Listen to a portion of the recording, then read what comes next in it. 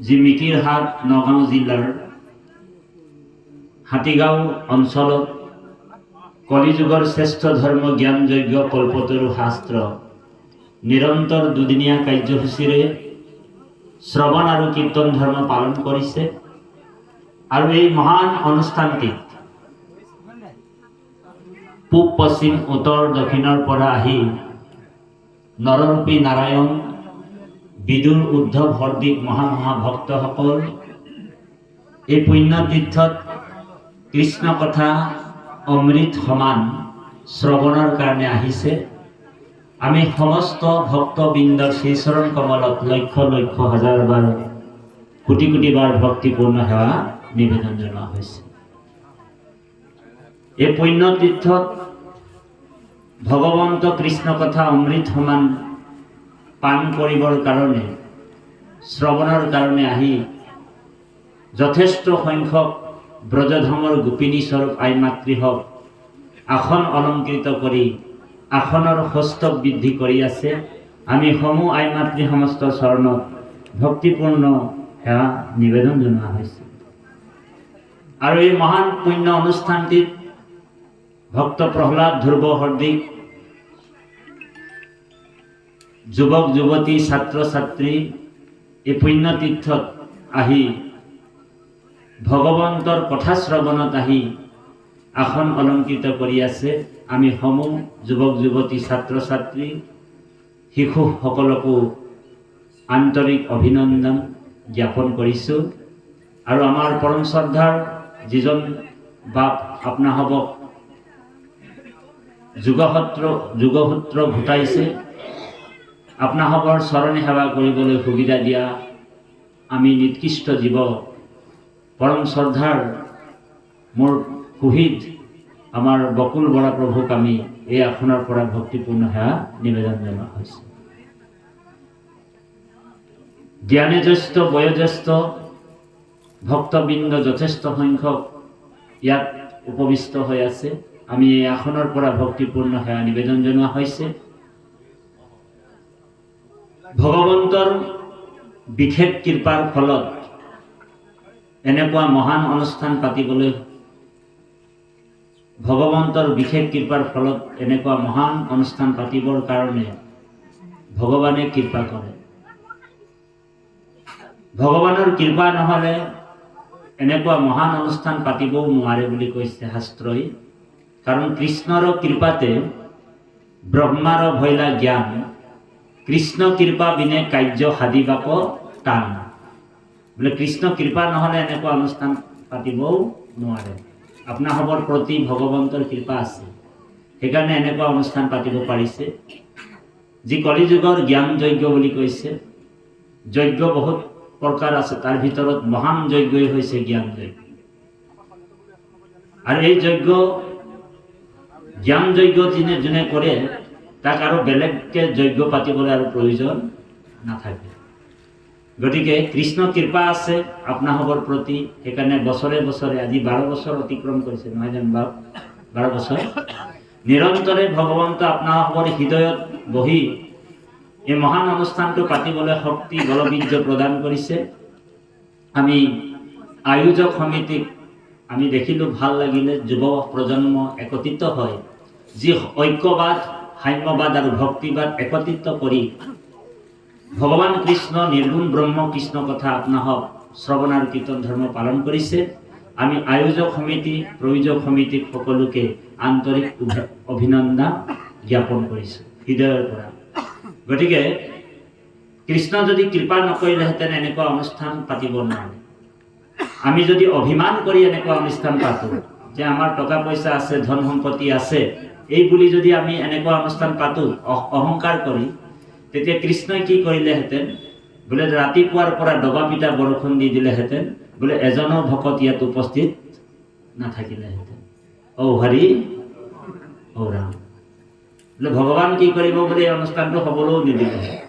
গতিকে আপোনাসৱৰ ইমান সুন্দৰ পৰিৱেশ, ভগৱন্তৰ কথা আপোনাসৱ নৈমিষাৰণ্যত শুনিছে, গাইছে। গতিকে আপোনাসৱৰ আমাৰ পুণ্য আছে, পূৰ্বজন্মৰ পুণ্য সঞ্চিত থকাৰ বাবে থকাৰ বাবে এই মহান অনুষ্ঠানটো পাতিবলৈ আপোনালোক পাৰিছে। ভাগৱতৰ একাদশ খণ্ডত কৃষ্ণই উদ্ধৱক কৈছে, হে উদ্ধৱ, বোলে জন্মান্তৰে ভৱেৎ পুণ্যম তদা ভাগৱত লভে। জন্মান্তৰে ভৱেৎ পুণ্যম তদা ভাগৱত লভে। যাৰ জন্মে জন্মান্তৰ পুণ্য সঞ্চিত হৈ আছে, সেইসকল ব্যক্তিহে কৃষ্ণ কথা শুনিবলৈ সুবিধা পাব বুলি কৈছে। জন্মান্তৰে ভৱেৎ পুণ্যম তদা ভাগৱত লভে, আৰু সেইসকল ভাগৱতক দৰ্শন কৰিব পাব বুলি কৈছে। এই শ্লোকটোকে, এই সংস্কৃত শ্লোকটোকে জগতগুৰু শ্ৰীমন্ত শংকৰ গুৰুৱে বোলে অকল জগতগুৰু শ্ৰীমন্ত শংকৰদেৱেই নহয়, বোলে আমাৰ পৰম গুৰু শ্ৰীমন্ত শংকৰদেৱ, বোলে পৰম গুৰু শ্ৰীমন্ত শংকৰদেৱেই নহয়, বোলে মোৰ গুৰু শ্ৰীমন্ত শংকৰদেৱ বুলি ভাবিব লাগিব, আৰু বেছি আপুনি কৰিব লাগিব দেই বাবু। আমাৰ গুৰুজনে এই শ্লোকটোকে, সংস্কৃতৰ এই শ্লোকটোকে পদবন্ধ প্ৰথম দশম স্কন্ধত প্ৰথমেই কৰিছে। তেখেতে কৈছে, পদবন্ধে লিখি কৈছে, এ ৰাম শত কোটি জনমৰ এ মহাপাপ সয়, যিটো মনুষ্যৰ নিৰন্তৰে ভৈলাক্ষয়।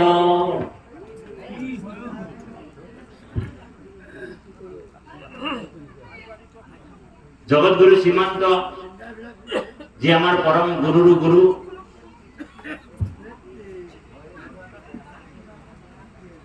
কৃষ্ণ। যান্ত্ৰিক অকমান অসুবিধা পাইছে আপোনাৰ, গতিকে গুৰুজনে আমাৰ পদবন্ধ কৰি কৈছে, এ ৰাম শত কোটি জনমৰ হে মহাপাপ সয়, যিটো মনুষ্যৰ নিৰন্তৰে ভৈলাক্ষয়। সিজন কৃষ্ণ কথা শুনিবাক পাৰে, পাপীৰ কাণত কথা অহুচি হেন তাৰে।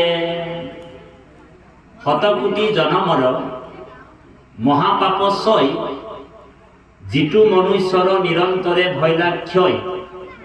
সিজন কৃষ্ণ কথা শুনিবাক পাৰে, পাপীৰ কাণত কথা হুচি হেন তাৰে। বোলে পাপীয়ে কৃষ্ণ কথা শুনিবলৈ সুবিধা নাপায়।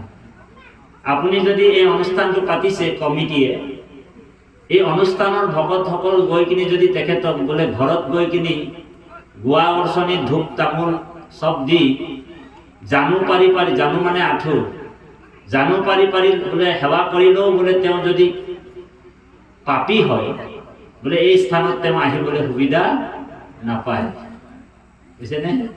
সেইকাৰণে গুৰুজনে দশম স্কন্ধৰ প্ৰথমতে ভাঙনি কৰিছে, শতকোটি জনমৰ মহাপাপচয়, যিটো মনুষ্যৰ নিৰন্তৰে ভৈলাক্ষয়। সিজন কৃষ্ণ কথা শুনিবাক পাৰে, পাপীৰ কাণত কথা খুচি হেন তাৰে। গতিকে আপোনাসৱৰ আমাৰো আপোনাসৱৰ পুণ্য আছে, সেইকাৰণে আমি ভাগৱতৰ লগত জড়িত হ'ব পাৰিছোঁ। পুণ্যৱান ব্যক্তিহে ঈশ্বৰৰ নামত বোলে কাণ পাতিব বুলি কৈছে। আমাৰ জগতগুৰু শ্ৰীমন্ত শংকৰ গুৰুৱে কৈছে কীৰ্তনত, এ ৰাম জন্মে জন্মে আৰাধিছে, অজিতু মহাহৰি, তাহাৰ জিভাত নাম আহে হৰ হৰি। বোলে জন্মে জন্মে আৰাধিছে যিটো মহাহৰি, তাহাৰ জিভাত নাম আহে হৰ হৰি। তেওঁ অনবৰতে ৰাম নাম কৃষ্ণ নামটো ল'ব পাৰে বুলি কৈছে। আৰু কোনে ল'ব নোৱাৰে ৰাম নাম কৃষ্ণ নাম? ক'বই নোৱাৰিব।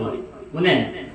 বোলে জন্মে জন্মে কৰি আছে পাপৰ পৰ্বত, আজুৰন্তে নাহে নাম তাহাৰ জিভাত।